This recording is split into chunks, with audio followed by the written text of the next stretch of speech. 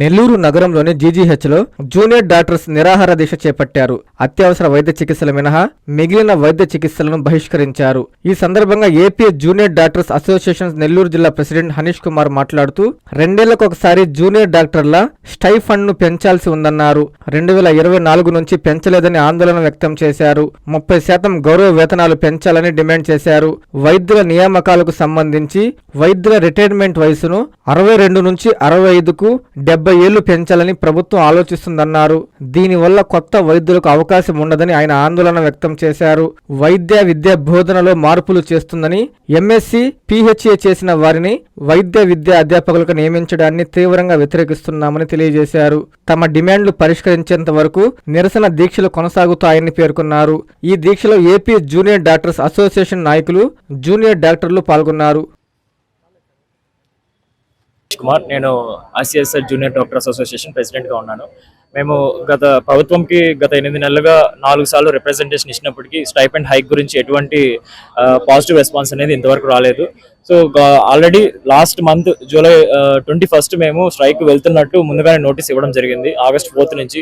కానీ గవర్నమెంట్ నుంచి మాకు ఇంకొక 1 వీక్ పోస్ట్ పోన్ చేయమని కోరగా మేము వెంటనే పోస్ట్ పోన్ చేయడం కూడా జరిగింది. కానీ అయినప్పటికీ మాకు ఎటువంటి పాజిటివ్ రెస్పాన్స్ రాకపోవడంతో మేము స్ట్రైక్ చేయాలని నిర్ణయించుకున్నాము. ఇప్పుడు మేము ఫేజ్ 2లో ఉంటున్నాము. నిన్న 9 నుంచి 1 గంట వరకు చేశాము. ఇప్పుడు 9 నుంచి 4 వరకు ఈ ఆదివారం సాయంత్రం వరకు వెయిట్ చేస్తాం. ఇదే స్ట్రైక్ కంటిన్యూ చేస్తాము. మా డిమాండ్ ఏమనగా గవర్నమెంట్ వెంటనే 30% స్టైపెండ్ ని ఇంక్రీజ్ చేస్తూ జీవో రిలీజ్ చేయాలని కోరుకున్నాము. అలాగే రెండవ డిమాండ్ ఏమనగా ఎంఎస్సీ పిహెచ్డి క్యాండిడేట్స్ ని ఎవరైతే నాన్ మెడికల్ ఫీల్డ్ ఉన్నారో వాళ్ళని మెడికల్ ఫీల్డ్ లోకి అసిస్టెంట్ ప్రొఫెసర్స్ గా రిక్రూట్ చేస్తున్నారు. దీనివల్ల మా మెడికల్ ఫీల్డ్ లో నాన్ క్లినికల్ బ్రాంచెస్ చేసి పీజీ కంప్లీట్ చేసుకున్న వాళ్ళకి పోస్టులు రావడం ఇబ్బంది జరుగుతుంది. సో ఇది అన్యాయం కాబట్టి మేము దానికి అపోజ్ చేస్తున్నాము. మూడవది ఏమనగా ఏజ్ రిటైర్మెంట్ ప్రస్తుతానికి 62 సంవత్సరాలు ఉంది. 62 సంవత్సరాలని 65 లేదా 70 సంవత్సరాలని పెంచే ప్రతిపాదన ఒకటి ఉంది. దీనివల్ల ఎంతో పీజీ పీరియడ్ అయిపోయిన తర్వాత ఎస్ఆర్షిప్ ఉంది. ఎస్ఆర్ అయిన తర్వాత మేము అసిస్టెంట్ ప్రొఫెసర్స్ గా ఎలిజిబుల్ ఉంటాము. కానీ రిటైర్మెంట్ ఏజ్ పెరగడం వల్ల అసిస్టెంట్ ప్రొఫెసర్స్ పోస్టులు అనేవి రావు, ఇంకా కొంతమంది ప్రమోషన్స్ అనేవి రావు. దీనివల్ల మేము నష్టపోతామని భావించి ఈ 3 మావి ముఖ్యమైన డిమాండ్స్. గవర్నమెంట్ నుంచి మాకు ఎటువంటి పాజిటివ్ రెస్పాన్స్ వచ్చినా వెంటనే మేము స్టేట్ మొత్తం విత్డ్రా చేసుకోవాలని అనుకుంటున్నాము. ఆల్రెడీ 2 టైమ్స్ గవర్నమెంట్ తో హెల్త్ సెక్రటరీ గారితో అలాగే హెల్త్ మినిస్టర్ గారితో సంప్రదించినప్పటికీ వాళ్ళ నుంచి మాకు ఎటువంటి రిటర్న్ రెస్పాన్స్ అనేది కొంచెం నెగిటివ్ గానే వచ్చింది. మాకు కొంత పాజిటివ్ గా అనిపించలేదు.